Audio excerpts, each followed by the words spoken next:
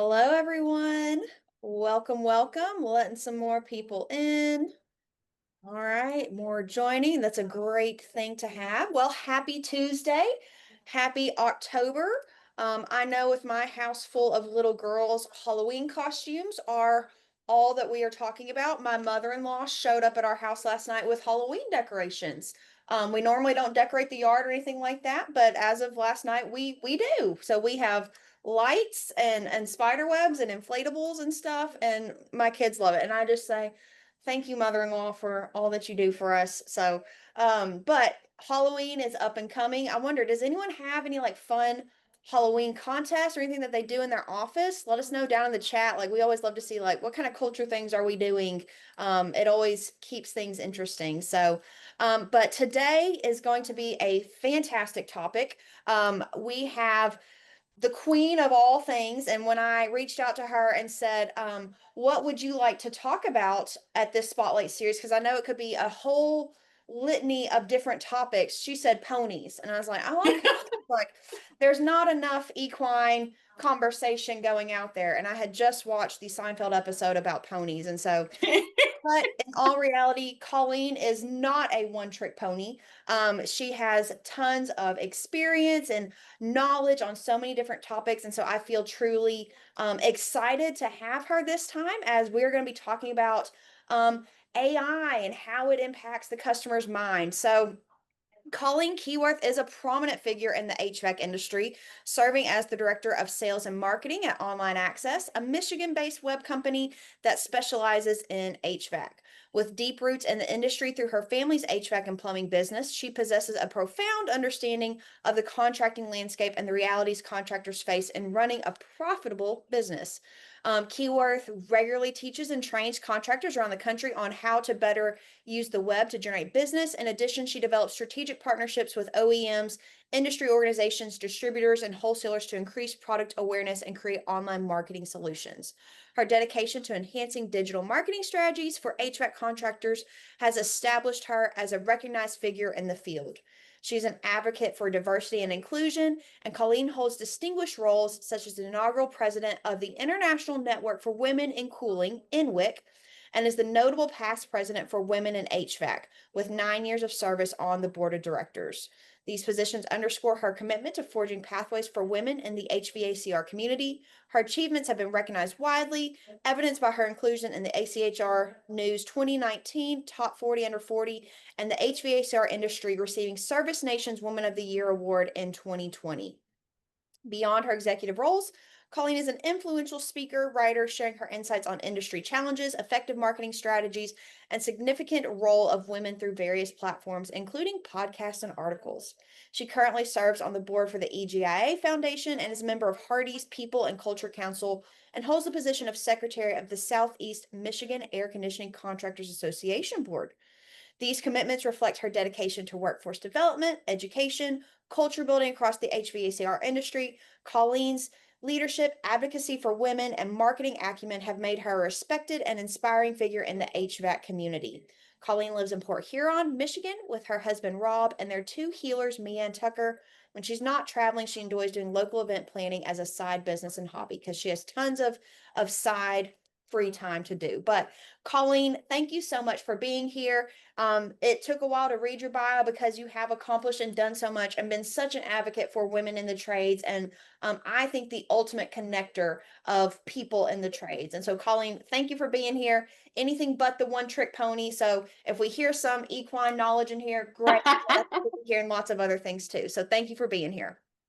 Thank you for having me. I don't think there's anything worse than sitting there listening to somebody read your bio in front of you. I feel like when I try to give Emily a compliment right now. Like, Yeah.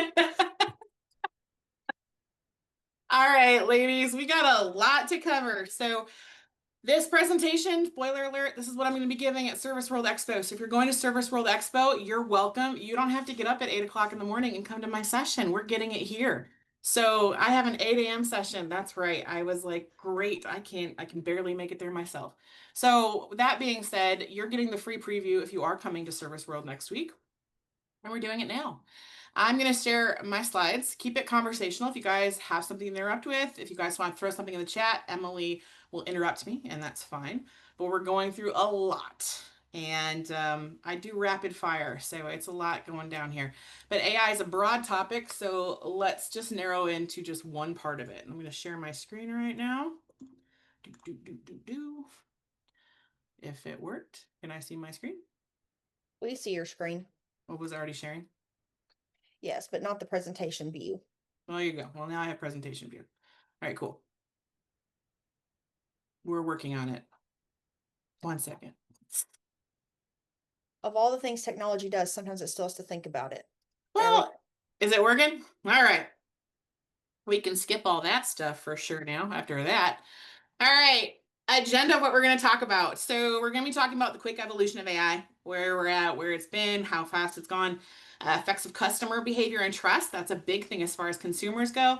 And honestly, the effect of AI in search, what's going on as far as AI being used from a consumer level, what's going on in AI overview with Google.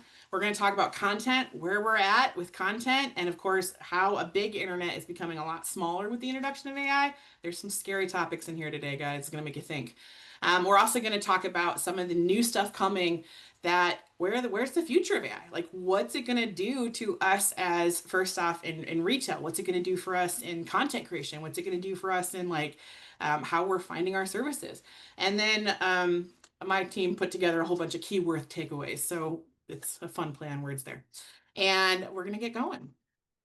Evolution of AI. So when AI hit the scene, OpenAI launches in 2022 and it gets public mainstream. It's been around for a while, but it didn't really hit the public with ChatGPT until then, and people freaked out. There was initial panic. Everybody was like, "Oh my gosh, Sam Altman's running around with like a kill switch in a backpack, and we're gonna have like iRobot happening, and it's gonna take over, and everybody's gonna lose their jobs, and it's gonna be manic."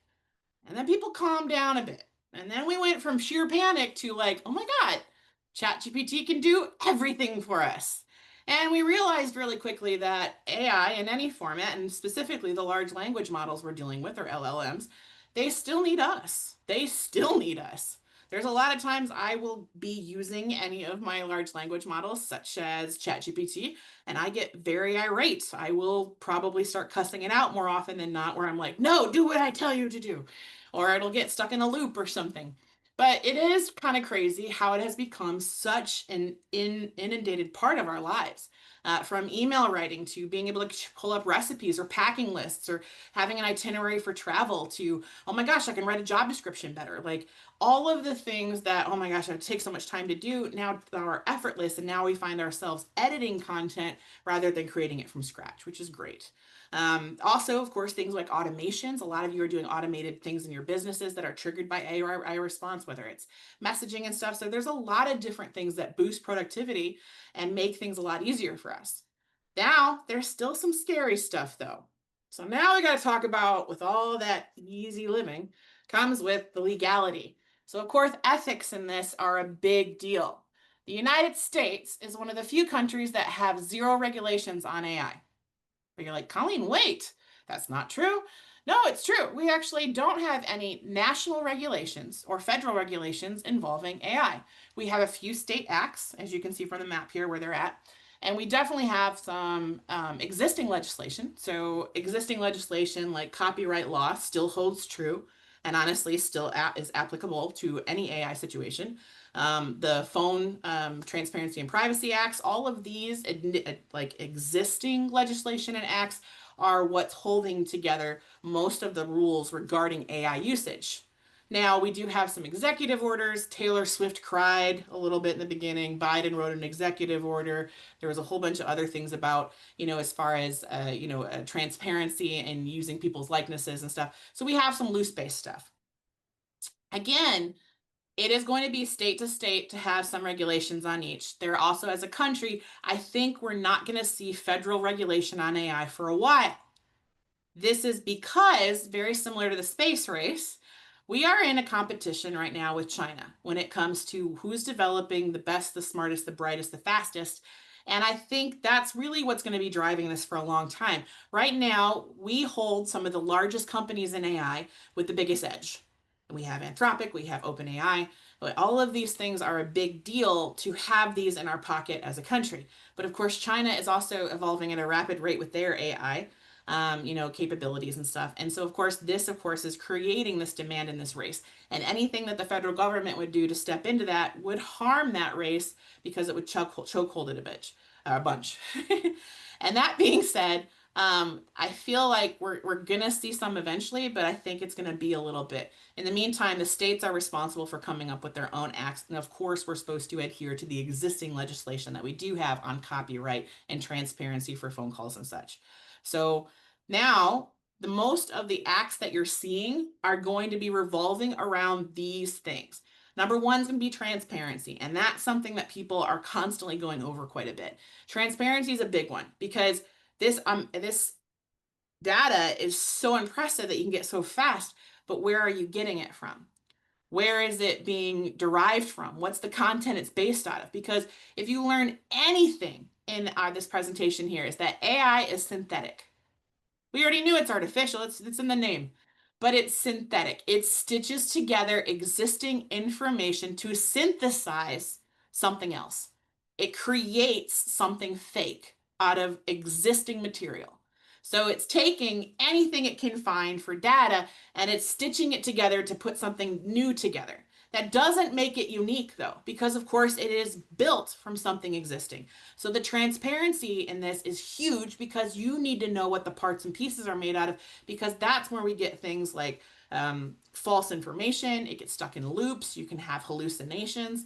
Also, you can get wrong information. And of course, now as we make a large internet very, very small, because AI superpower is being able to parse through billions of pieces of data instantly, who's deciding what's right or wrong? Who's actually the gatekeeper when it comes to what the information is? Is it just popularity? Because that's always a good measure. So there's so many different things. Consumer protection against is another one, because security in this issue, especially when it comes to being hacked, having information discoverable. If you guys can think of the make and model of your first car, the name of your pet, the name of your grandkids, the street you grew up on, do you think all this stuff is discoverable? Absolutely. It's discoverable so quickly, especially with what you have online, that it is so easy now to be able to compromise people's accounts. And so, just as fast as we are getting at safeguarding things with AI and doing better cybersecurity, the opposite is true too, is we're getting a lot of cybersecurity hackers that are able to find stuff a lot faster. So it is definitely a race against the clock. Accountability. Who is taking clear responsibility? Being able to actually say, this is AI. This was my original content, but I used AI to enhance it. Maybe this is just all AI. Being able to be accountable for using AI, and if AI messes up, having accountability to say, this was our responsibility. It wasn't the bot's responsibility, because somebody still has to hold the leash. And that is a huge, huge discussion right now, because who has the leash? And I think that's where it gets people a little bit wary as far as, because that's where I think we're going to see some basically balances of power in big corporations and stuff. Data privacy, like I said before, again, being able to mine through billions of pieces of data at once, how you're going to be able to make your data private. If you're using the bot, you're feeding the bot. That's another big thing. Now, a lot of people ask me, they're like, Colleen, you're pretty much out there and you just kind of let it go and you don't really care about your data being shared and stuff. I do to an extent. I won't download TikTok for multiple reasons. But then the other side of it is, I also know that all of us on this call have downloaded apps on our phones, have already purchased things. We have already let pieces of ourselves go and privacies that we don't even know. And I feel like that's kind of something to be aware of now, but also be aware of how you're using your chat bots. You actually can make your settings in OpenAI say whether you feed the beast or you keep your data private. And these are things that people forget to do all the time. So again, data privacy is a big one. You have to decide how much of yourself's already out there or how much of yourself you want out there. Fairness and bias. This is a big one, guys. When the content suddenly gets smaller, let's say the content pool, and we'll talk about this later in the presentation, it's going to be a big deal to figure out who gets to decide what content is correct or what content that the AI feeds on.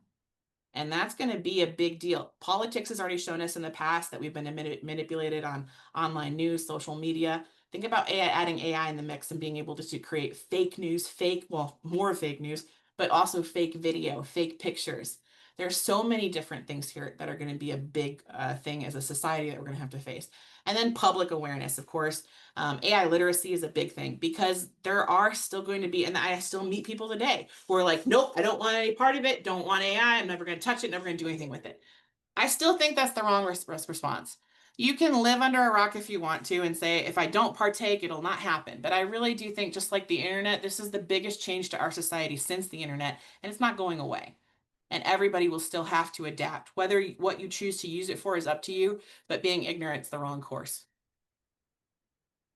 All right, common AI terms. Of course, getting into all of these natural, like we have LLM, you've had deep learning, all of these. I keep a slide in here because I end up sharing my deck with people, and that's okay. That's why there's words in it. I don't need the words, I have a lot of them already.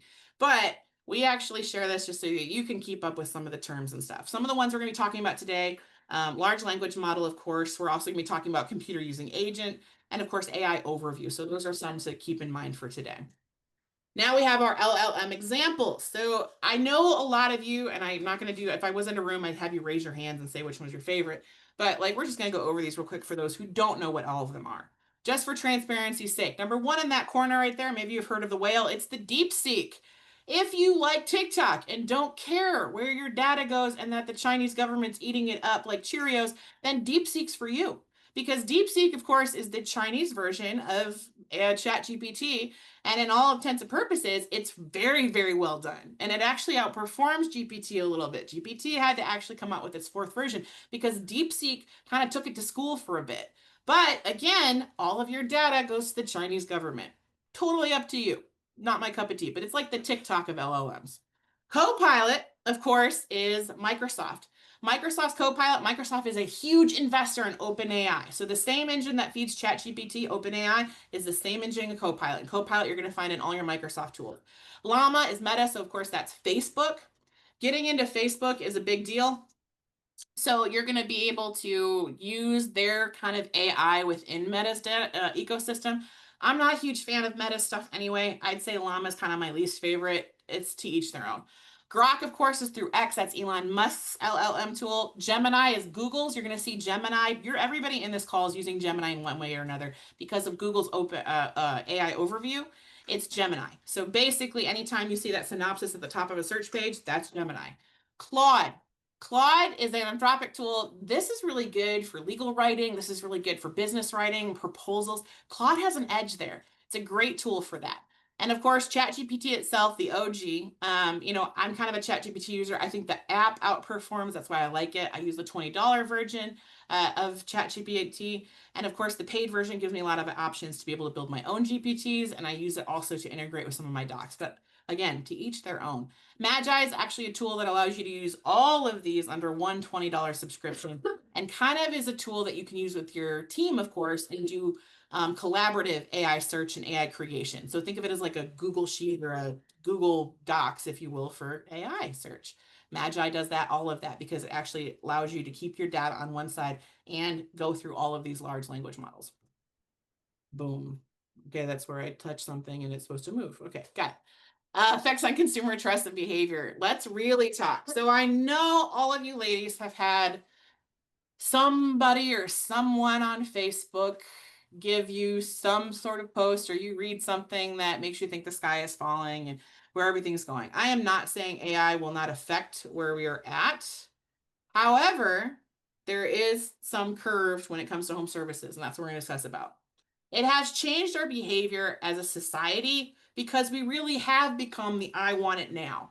There's so many things that happen so instantly, and anything that puts friction between the buyer process, and that's a huge deal because right now we are the society that removes friction, the instant. We've got instant gratification. We want to subscribe to things. We want to be able to buy them now. We want them to ship them now. We want them tomorrow. All of these things. And chat, of course, helps serve that purpose as well. We have chat bots that are ordering food for us now. We have online reservations being done by an AI robot. So there's so many different things that for convenience sake, we give up because that's the process. That anything that removes friction from being able to make a purchase, I'm down. But what are we sacrificing in that? AI chatbots change search behavior. People now are a little bit more like asking questions. They're not just like putting two-word answers in there and expecting results. It's less keyword stuff and more conversational.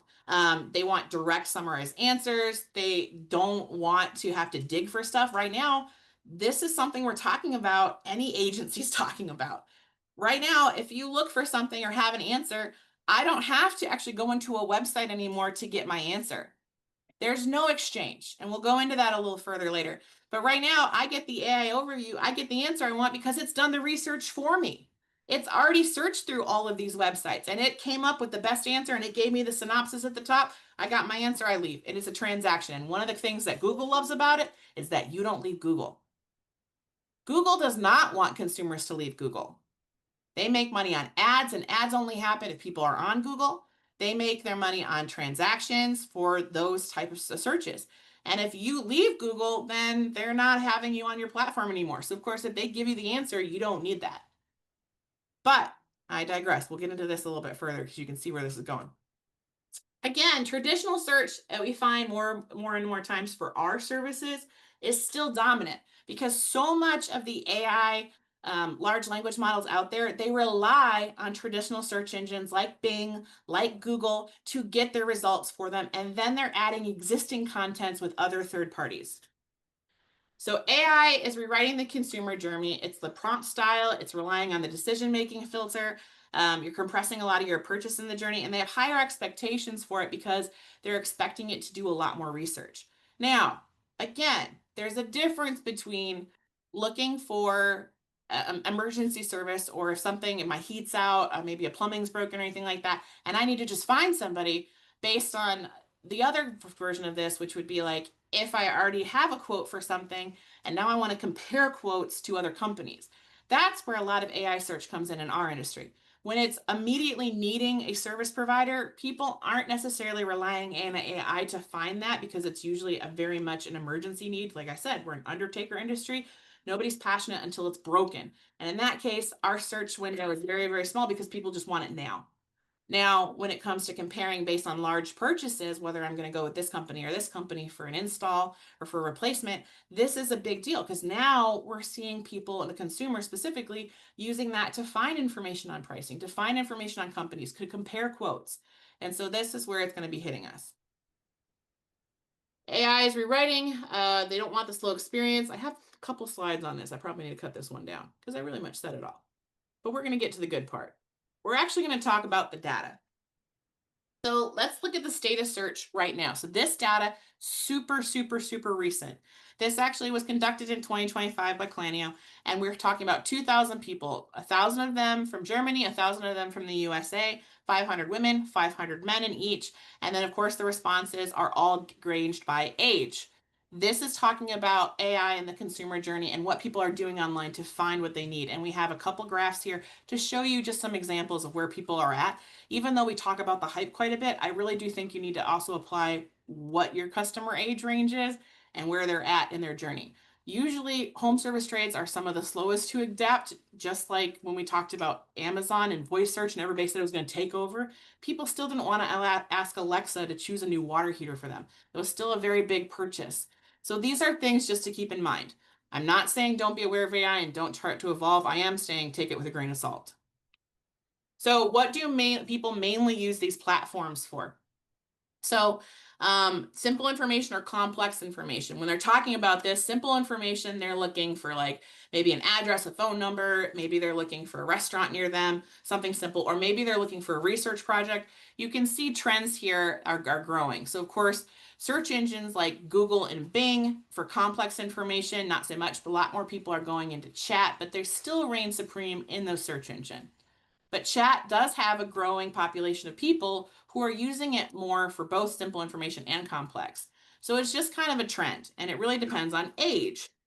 So again, young people increasingly use social media and AI chatbots for information search. And so this is where they get it. So 16 to 27-year-olds are using search engines, and they're also the largest group going into chatbots. I dare say every 14, 15, 16-year-old kid I have dealt with in the last couple months are all of them are using ChatGPT for their homework, for school. And I'm like, gosh, First, these kids get cell phones in school. Now they get ChatGPT in school. I don't even know how I survived in school without any of this. We had to memorize our friends' phone numbers, and even that was hard. So again, I just think it's weird that we have an entire like digital generation now, and they're actually faster at it than some of the adults I know. So we have search engines are still primarily the popular source. YouTube being a second popular source for finding information. Chatbots, of course, are becoming extremely popular for a younger generation. But of course, if you look at that 52 to 65-year-olds, and I always say this in my presentations, think about who your customer is that actually affords your services. I'm not saying don't watch this, but let's keep our eye on the ball.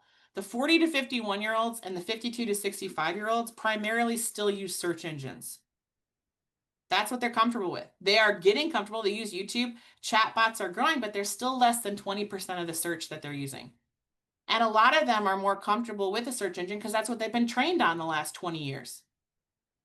So, of course, it will change and it will shift, especially with this younger generation, your 28 to 39-year-olds, even though those are your largest home buyers right there, the search engine still reigns supreme, but will grow. It'll start to change as the couple years pass by. Everybody's going to be indoctrinated, I'm sure. But just keep your eye on the ball for as far as where we're at with expectancy now.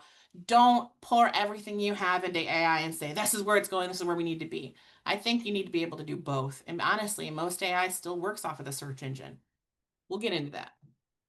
General information search. Okay, so like if I'm searching for general information, because I have two slides to this one to make sense, search engines are still the big deal. And you also have 17% using AI bots. That's that yellow line right there. So this is just if I'm looking for information. I think yesterday I looked up a very important thing.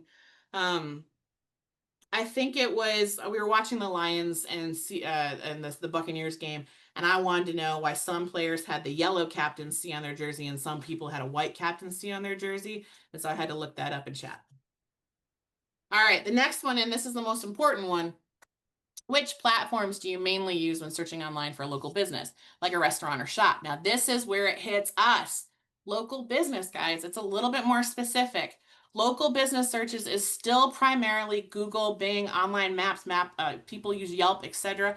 Facebook, Instagram. I want to show you chat, DeepSeek, everything makes up 8%. It's all the way down to the bottom. Doesn't even make the top 4. Now, that's because a lot of AI search hasn't become localized yet. Like being able to do searches like near me or by me or even talking about proximity in the map pack, it's not there. Now, I'm not saying it won't be there, but most people look for it to compare options, not necessarily discover options.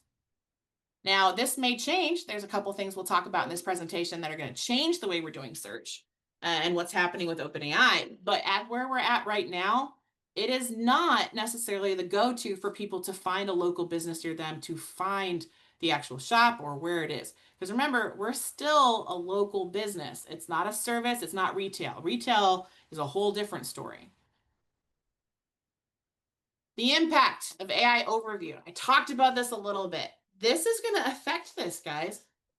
Most of the patterns is that more and more people are searching with the who, what, when, where, why, rather than just AC company near me or barbershop near me or mall near me or whatever. All those near me searches, a lot more people will be like, where is the best place to get your nails done near me or something.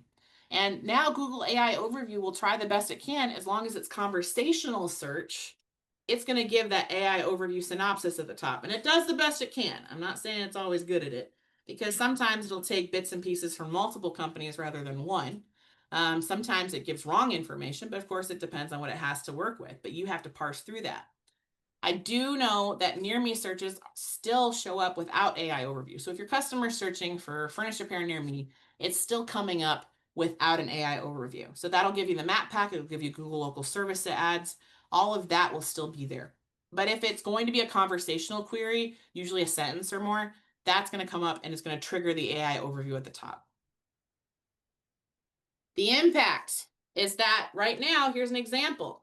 So the AI search that I did on this one, and normally, I'm sorry guys, normally I do an actual screenshot with the actual search so you don't think I'm spoofing it, but it was how much does a water heater cost in Port Huron? And so it says in Port Huron and nearby areas like Grand Rapids. By the way, guys, I do this on my stuff. So here is, as Emily says, I'm from the left thumb of Michigan. But basically my hand here. So I'm from Fort Huron right here, and Grand Rapids is on the other side of the state. If you guys aren't familiar with geography, Grand Rapids is on the other side. It's in on Lake Michigan, and I'm on Lake Huron. And of course, the cost of living between those two cities is drastic.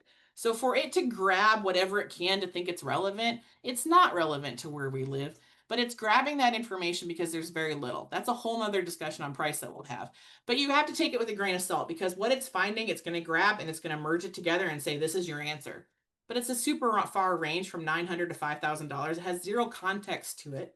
And it's really not very helpful in some cases, but it will include factors. It'll say little other things and it educates the public. This gets into the conversation about what do you have on your site that is educating the public?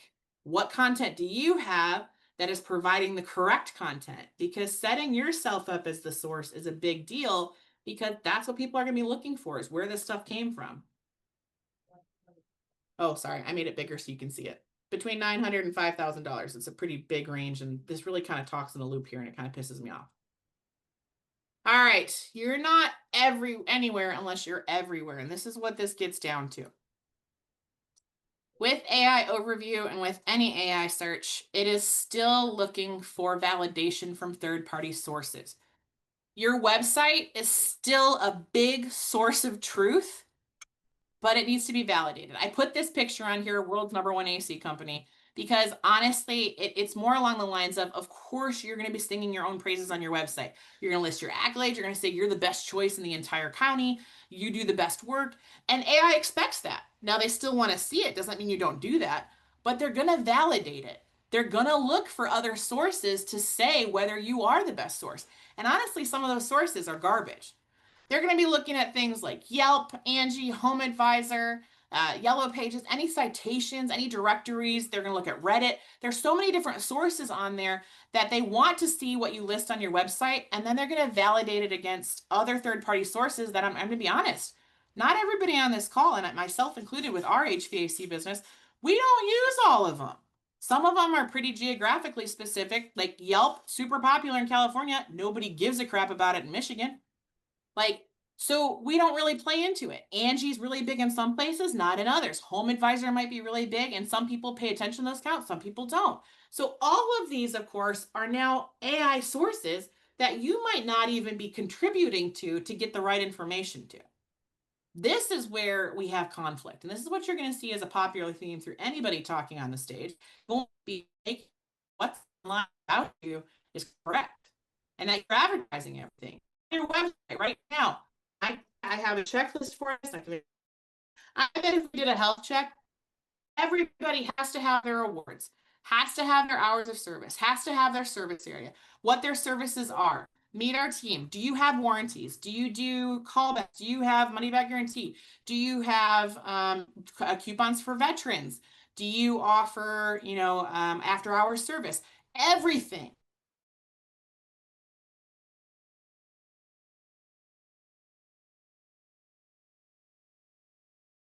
And I was the directory, but I'm going to give you into out of order. Basically, just showing other things. Your business look have it on that are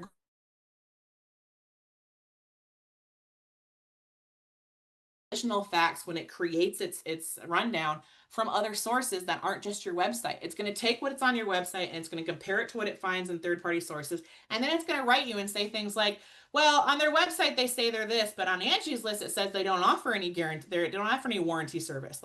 So it's like it's super combative. And even though it's really silly, it sets you up for failure because it makes the bot kind of paint you as, according to these sources, it doesn't validate that they actually do that, even though their website says they do. I'll show you an example of this. And of course, just to make you aware, these searches are just based on all search inquiries and prompts, not just local businesses. So be careful, take this with a grain of salt. You'll see this picture in a lot of different presentations. It's a really good graphic, but it's not just local businesses, it's all queries, okay? Looking beyond your website. So for instance, this is Angie's list, and this is something that really kind of pissed us off. And Angie, for instance, this is something you guys have to look into. So most of you have an Angie's account, maybe you don't, maybe you've never claimed it, but there are check boxes that Angie's list, Angie, has added to their listings. And if you never check those boxes, they consider that you don't have them. So for instance, right now, AI third party looks at Angie's Reddit social media and it says, here's their customer reviews, here's what their recommendations are. But in the next slide, they have outdated data, and this is where I'm going to skip real quick, is about their warranties. It says warranty guarantee ambiguity. And this is what came up when people were searching about this particular company. They said, while their own site advertises guarantees, our guarantees external reviews suggest they do not always provide warranties or that warranties may be limited. For example, Angie's List are warranties offered and it says no. The company does offer warranties, but the fact that they didn't check a box in Angie's List led the AI to pontificate on the fact that they don't maybe, and it's ambiguity. It's not really clear whether they do or not. So it's very leading. And so, of course, it makes it for a bad search experience because it makes you feel bad when you read about your company and it says, well, you don't do this. And you're like, well, yeah, I do. But where is it getting its source? And so this will start to sharpen up in the next couple months, I'm hoping, as AI gets closer and closer to, getting to provide good relevant information. But right now, it can be kind of a crapshoot. And especially for a lot of contractors who aren't even paying attention to these third-party sources that AI is using to validate your website. So it's super frustrating, guys. And I just, especially Angie, if you guys have an Angie's account, make sure that those 9 check boxes, and these are what right now, what payment options does X provide? Does it offer free estimates? Do you offer senior discounts? Are there warranties, eco-friendly accreditations? These are stupid check boxes that are in there. And if they're not checked, it'll assume it's no, and it'll say that in a synopsis of you that you don't offer these things, which of course can make you less appealing in a comparison search to another company. The principle for all of this is still the same as SEO principles everywhere, which is basically Google's version of EAT. EAT is a big deal because what it looks for is it looks for authority, it looks for authenticity, it's looking for trust. All of these things are a big deal because that's all it's trying to provide. Because as soon as Google provides poor information, people stop using Google. Same thing for AI. If ChatGPT starts providing consistently bad information, then of course it never gets better. People stop using it as a source. AI is looking for authority, stated services, community pages, awards, guarantees, financing, pricing. Pricing's a big one. We're going to talk about that at the end. It might be the final frontier for our industry, and I know that puts everybody up like this, but it's going to happen, guys. There's going to be things that the consumers want to know, and that's the last wall that has to fall for home services is really going to be online pricing. I digress because I can get on a soapbox on this one. I'm gonna hold off. So AI using trust, I gotta say, in a recent test, chatbots provided incorrect answers to more than 60% of queries. Because remember, because it still gets stuff wrong, so I provided some levity in the presentation. So I gave some examples of where AI bots got it wrong. So in this example here, because I hope you guys are reading this, it's actually super funny. But the thing was, can I use gasoline to cook spaghetti? And it says, no, you can't use gasoline to cook spaghetti faster. However, in the actual recipe, it says, in a separate pan, saute garlic, onion, and gasoline until fragrant. And I feel like that's probably going to be super fragrant. Anyway, probably don't try that at home. Another one, generate a riddle that isn't about fire that I can use on my D&D campaign. Here's a riddle that isn't about fire. I'm always hungry. I must always be fed. But if you give me water, I'll soon be dead. What am I? Answer, fire. No, this riddle was modified from its original form to not be about fire. Food names. This is my favorite one. Food names that end with AI overview is experimental. Learn more. This is in the early days of Google AI overview. Here are some of my favorite fruit names that end with apple banana strawberry tomato and coconut. I know it's stupid. ChatGPT, tell me a joke. Have you ever tried to eat a clock? No. Okay. How can I help? How many seconds are there in 1 year? This one was kind of funny. 12 of them. January 2nd, February 2nd, March 2nd, April 2nd. I digress. All right, content creation. What is feeding this beast? Guys, remember we talked about EAT? It's a big deal.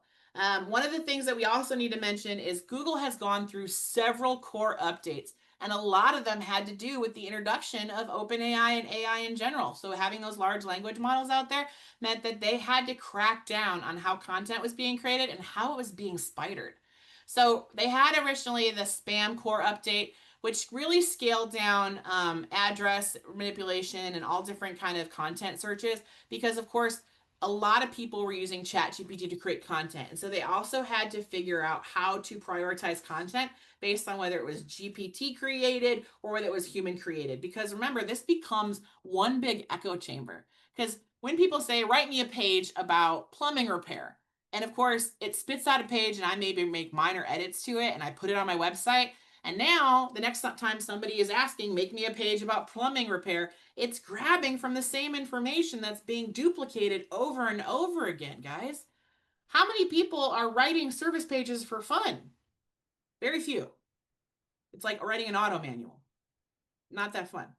I'm sure there are some people out there that absolutely enjoy that, and I know more power to them. But in general, we are creating an echo chamber of our own content. And of course, Google had to crack down on that because they were looking for authenticity. And all they were finding were echo chambers of the same spammy, keywordy drenched content to get websites to rank. And it was completely synthetic. It was built off of its existing real authentic content pages that were completely customized and they were being copied over and over again. So of course, doing this update meant that they were deprioritizing AI content and prioritizing authentic content. It didn't always get it right, but it really did crack down on a lot of people. Diversity was a big deal because, of course, this allowed people, it kind of hurt some people in your market, unless you have a small market. If you're in a big market, if you come up in the map pack, that means you won't get a place in the organic. Okay. Now, if you're in a small market and there's not a lot of competition, then you could have two spots. But in general, they were cracking down on how many different times one business could show up on a page. Instead of multiple times on a page, they were limiting it to one space or the other. Broad core focused on the authority section of it, of course. So this was another AI update for broad core. It was getting into looking into social networks, looking into third parties. It was looking for relevancy to back up data that was being put out there. And this one actually hit in March this year. And you guys should notice every single person, if you guys look on your analytics, you'll see an effect. Every agency out there saw an effect, either it was a dip or a little bump or anything like that. When Google makes a big update, they don't exactly tell us why all the time. And it's super frustrating. And then perception, which is still going on right now. Again, more of the trust and authority. It's had to go through so many algorithm updates because AI content is at an alarming rate. Now it has to parse through stuff to figure out what's real. Of course, that's a hard job, and they don't always get it right. So of course, they still go by their main core, which is experience, expertise, authoritativeness, and trustworthiness. That's what Google eats. It's what it's called. And so everything that they run through, they run it through this lens. It's a big deal. They're getting into things like, does your content show you experience? Does your expertise are in there? What is it where your authority? Do you have authority in this subject? Do you have history? Do you have a domain name that's super old? Do you have proof of concept? Do you have pictures that prove that you're there? Do you have Google reviews that also have consumer reviews that prove that? Trustworthiness. This is a really big deal. And so all of these, of course, make up your score online according to Google, and it'll prioritize how Google is filtering you through its search results. So AI makes content creation easier but riskier. Now, it hasn't said that all AI content is bad. It's what type of AI. The thing is you can use AI on your existing content. An example of this is this. So I use ChatGPT quite a bit. I'll actually use Cove. He's my favorite. And I'll have a discussion. So on my GPTs, they have every podcast I've ever done, every article I've ever written, all of my presentations, my slide decks, and everything I've ever done. So of course, it's already trained on me. It's already helped me. So it knows online access. It knows the business. It knows all the women stuff that I do. Anything with InWick, anything. So when I have a conversation with Cove, I say, hey, Cove, here's an article I'd like to write. I'd like to talk about community engagement. Here's my presentation that I put together on community engagement. Let's do a paper of the top 13 things people can do in their community today. And now Cove is talking me back and forth with it. And I'm saying, what are some questions that I need to answer? He'll ask me questions. I'll answer them. I'll have a conversation because I'm horrible at writing. I'm telling you right now, I'm horrible at just sitting there in a blank sheet of paper. But if I have somebody where I can have a conversation and the conversation's being put together, And Cove puts together on a live document on a Word doc, and we're able to manipulate that conversationally. I'll say, I don't like that section right there. Can we change that to this? And it's done in real time. But it's all trained off of my brain dump, not just grabbing from the internet and inserting. There's a difference because a lot of people will just start from scratch, do a prompt and say, I want a whole page or a city page for the city of Santa Clara, and I want it to talk about AC repair. And of course, it'll do it for, I want this page to show up in Google search and have keywords for our company, all this kind of stuff. And now it's taking something basically from nothing and creating it. And of course, it's all synthetic because it's not authentic to you.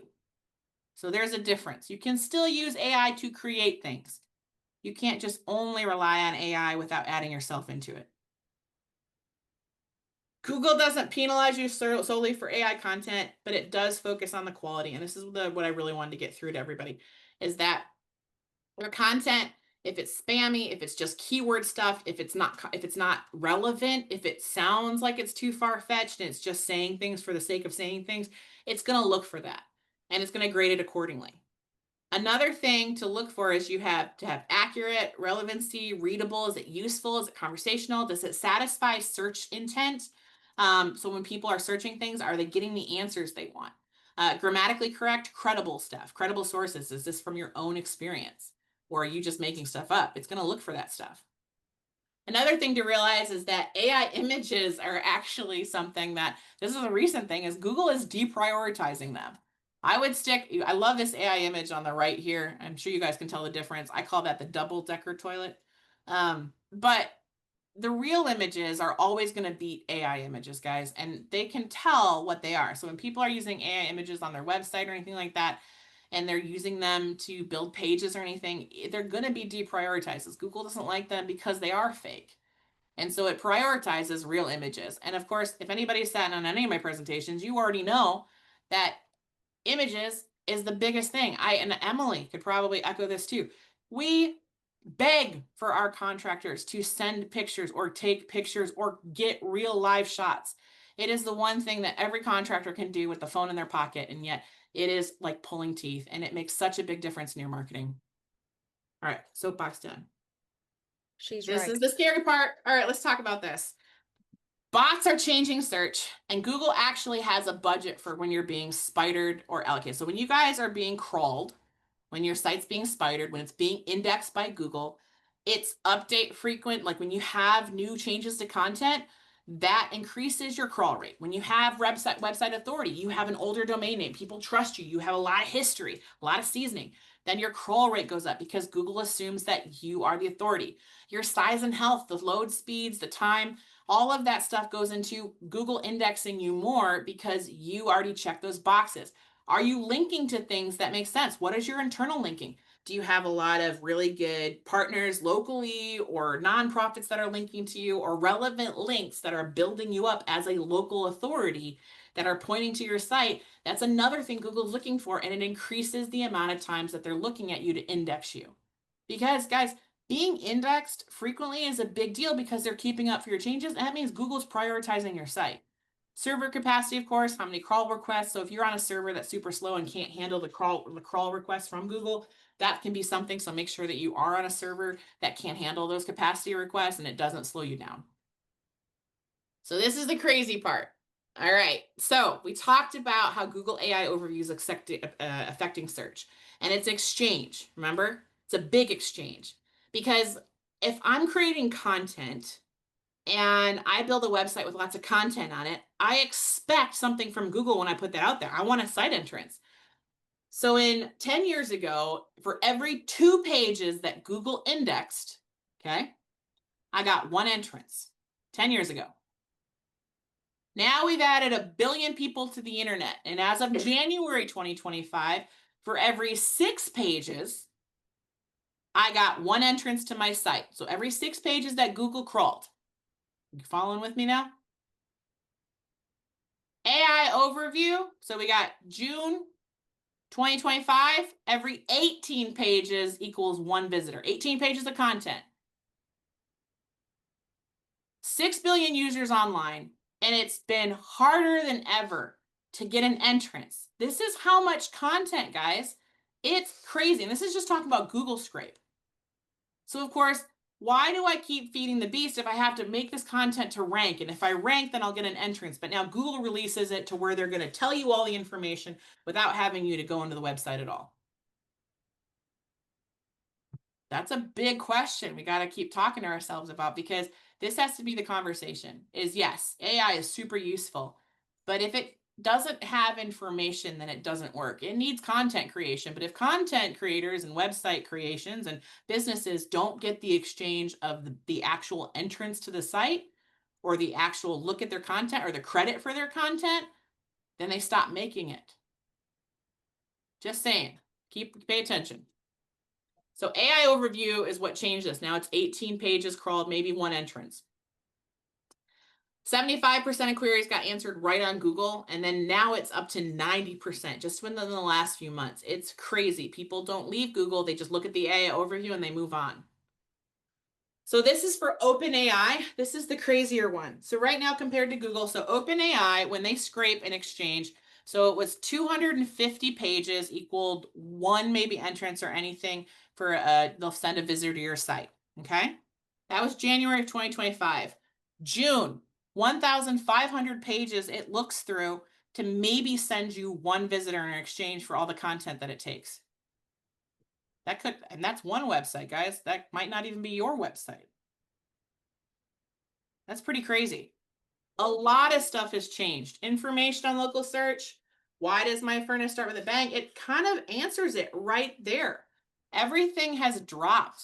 The click-through rates have dropped because people want to stay on because their questions answered there. I don't need to go to Vincent's Heating and Plumbing website to read their page article about why my furnace makes a noise because it brought the article to me. All of this stuff is affecting search, and you'll see the different comparisons on this. I'm going to hurry this up because we're already at 9 minutes and I want to get to the good stuff. I'm sorry, guys. I have a lot. All right. Good content still king, guys. So make sure that, of course, is still the big thing. You do need good content to rank. And, of course, keeping track of your third-party stuff. But people create content for two reasons. And this is what gets scary. Is, of course, they either create content to get famous or get rich. Am I wrong? There's no drive to write pages about furnace repair if it doesn't result in one of these two things. But if I'm not getting an entrance for that content anymore, but the AI bots are eating up that content like it's candy, and so are the search engines, and now they're not even sending me the exchange or the entrance to my site or the click on my blog or the subscription to my page, where is the drive?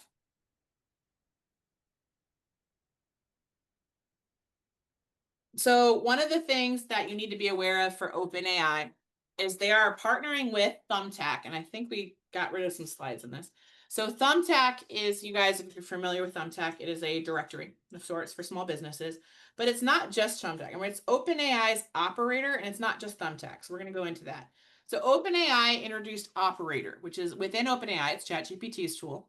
And Operator partnered with a lot of different businesses. And what Operator is a CUA. I talked about it earlier. It is a computer using agent.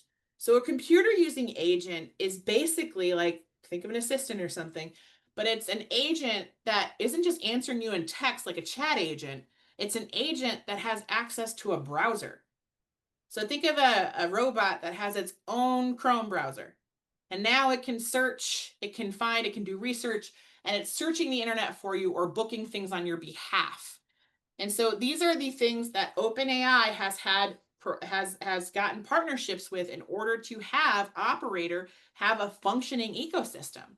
So now Operator has, of course, their computer using agents, so they have a browser of their own, but they have Thumbtack, DoorDash, Instacart, Uber, OpenTable. Why do you think it needs these services? Because what they're trying to create is an ecosystem that people will go to ChatGPT, use Operator in order to find their next meal, in order to find their next restaurant, book their next experience, have something delivered to their house.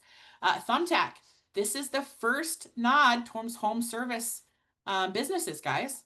So again, whether that means jumping out now and having a Thumbtack account or anything like that, I'm not sure yet. It's pretty new.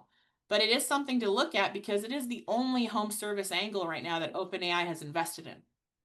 And so that being said, it's probably going to use it as its source and directory to make decisions on contractors. I'm not sure if we're there yet as a society, but if they're going to provide the way, it's definitely going to be something that people are going to test, and it might be those young people first. Find me a plumber, find me a contractor, find me somebody to do duct cleaning. All of this stuff is happening.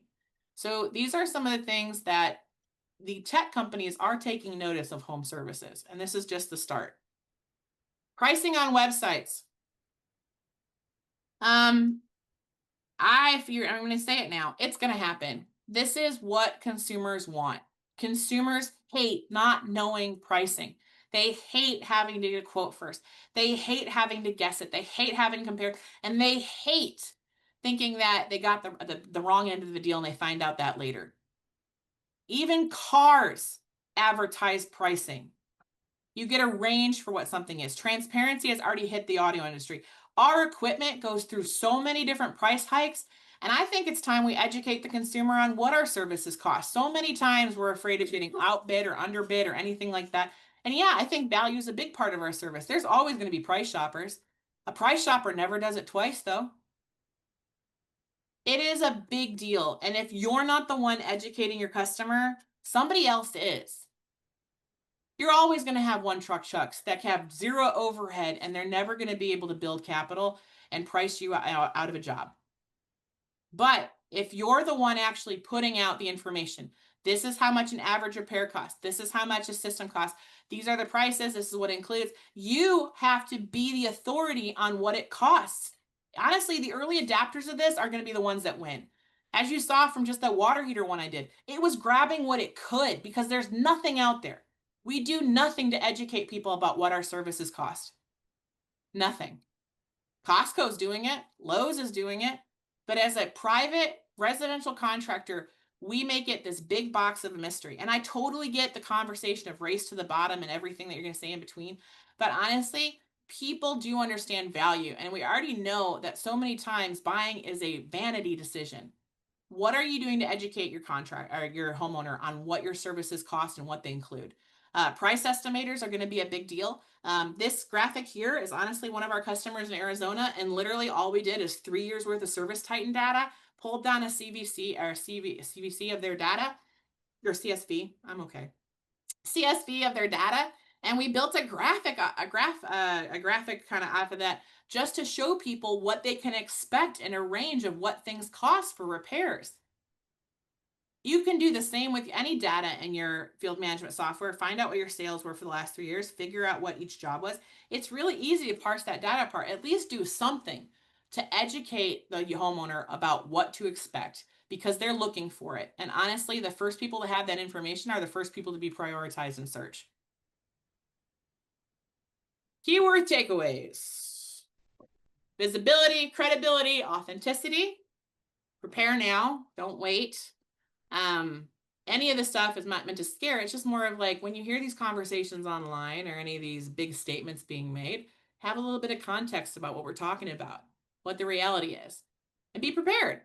I mean, SEO is not going away. Neither is AI search. I think they're going to play a big part with each other, and you got to be vigilant on both.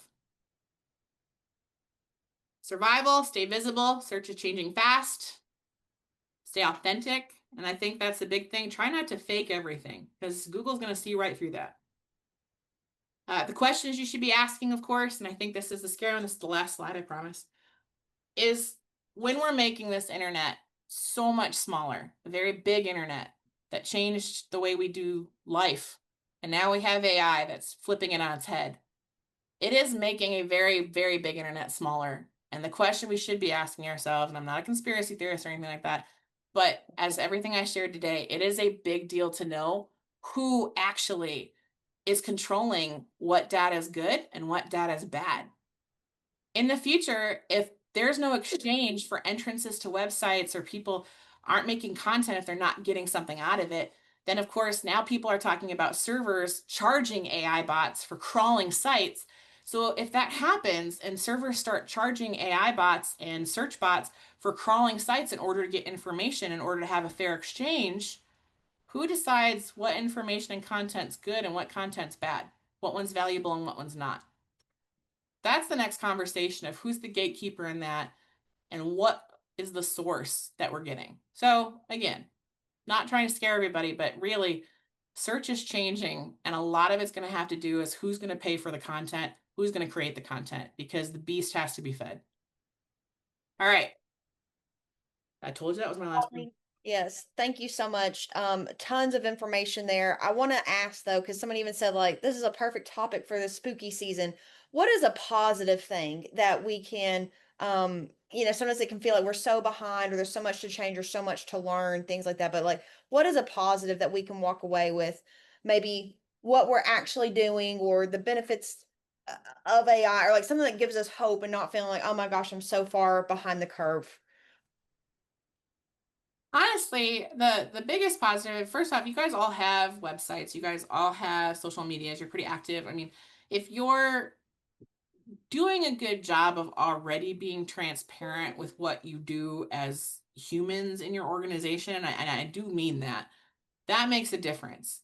I think the biggest lesson in any of this is when you're doing stuff just for the sake of search, or if it's spammy just to be spammy or be found, and it's not authentic.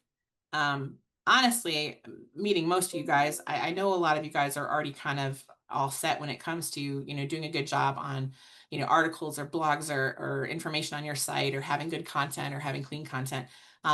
So I know that we're kind of already ahead of the curve on that. I do think there are some things to look at here, and I'm not trying to be negative. That was a good question on the positive for that kind of gloom. Um, but I think that the good news is that everything you see here online, like it's not going to slap us up on the face tomorrow. Our customers are still this. You got to just be aware of it and start making changes. Be aware of sites that you want, what ones that you need to add to the deal.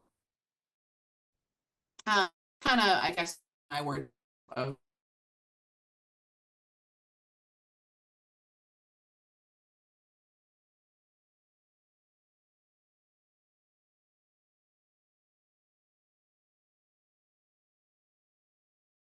Here for her company online access, but also her personal contact. And if you scan that QR code, you can connect with Colleen even further. And on so, my LinkedIn and my Instagram, woohoo, but not TikTok. Um, not TikTok.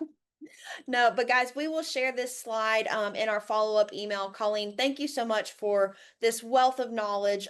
Look forward to hearing an expanded version at Service World Expo. I will personally be there at Service World Expo, and so I might see some of you guys there as well too. But Colleen, thank you so much for your time today. Guys, we will have our Lady Titans Lounge November 12th and our next Spotlight series November 18th. Join us on our Facebook to keep live and keep up the conversations happening, whether it's about AI or pricing or how are you guys doing these things. This is what this community is for. So thank you all for being here today. Have a great and fantastic Tuesday, and we will see you guys in a few weeks. Thank you. Thank you.